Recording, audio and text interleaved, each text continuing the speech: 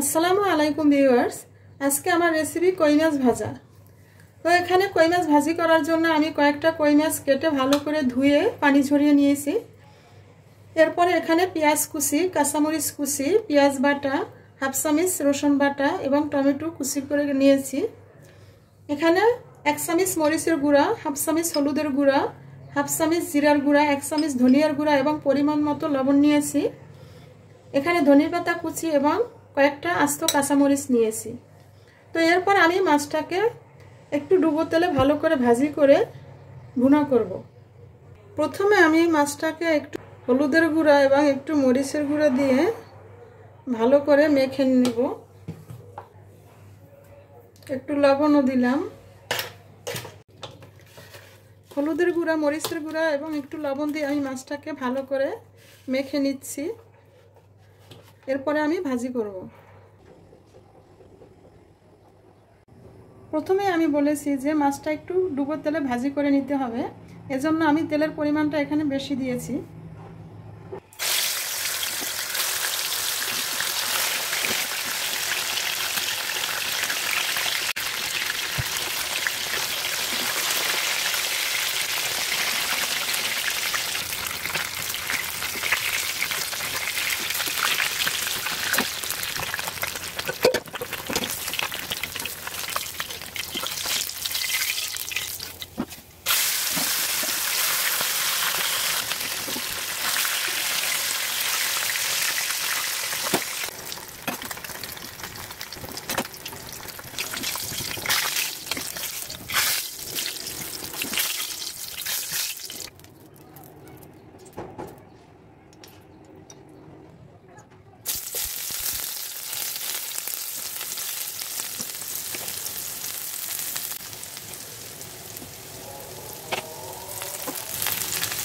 পেঁয়াজ কাঁচামরিচ একটু ভাজি করে নেওয়ার পর আমি পেঁয়াজ বাটা দিয়ে দেবো। এখন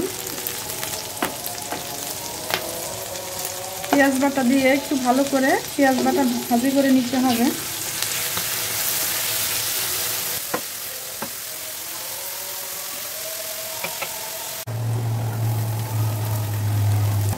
আমার পেঁয়াজ ভাজা হয়ে গেছে, কারণ পেঁয়াজের কালার বাদামি কালার হয়েছে। এখন আমি হলুদ মরিচের গুঁড়া দিয়ে দেব। সব মশলার গুঁড়া দিয়ে দিলাম। এখন একটু পানি দিয়ে আমি মশলাটাকে ভালো করে কষিয়ে নেব।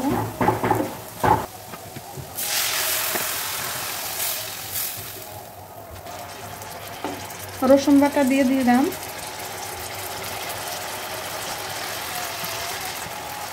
মশলাটা ভালো করে কষিয়ে নিতে হবে। মাশাআল্লাহ, খুব সুন্দর স্মেল আসছে মশলা কষানোর। মশলাটা কষানো হয়ে গেছে। এখন আমি এর মধ্যে মাছ দিয়ে দেব।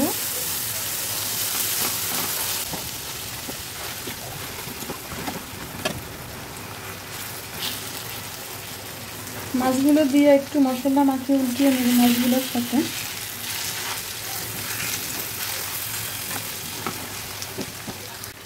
এখন আমি পানি দিয়ে দেব।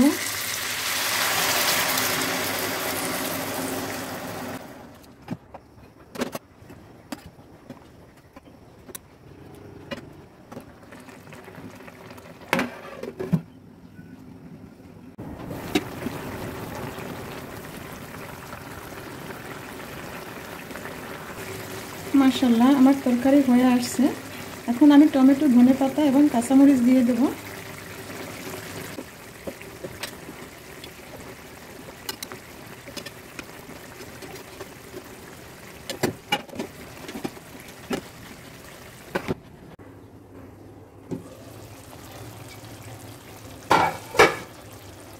মাশাআল্লাহ, আমার কই মাছ ভাজা হয়ে গেছে।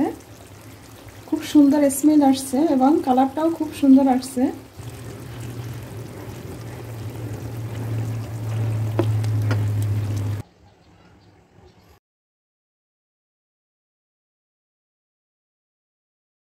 কই মাছ ভাজি করা আমার হয়ে গেছে। মাশাআল্লাহ, খুব সুন্দর কালার এবং স্মেল আসছে। তো ভিডিওটি যদি আপনাদের ভালো লেগে থাকে তাহলে লাইক, কমেন্টস করুন এবং এরকম আরও নতুন নতুন ভিডিও পেতে আমার চ্যানেলটি সাবস্ক্রাইব করে পাশে থাকা বেল আইকনটি ক্লিক করুন। আল্লাহ হাফেজ।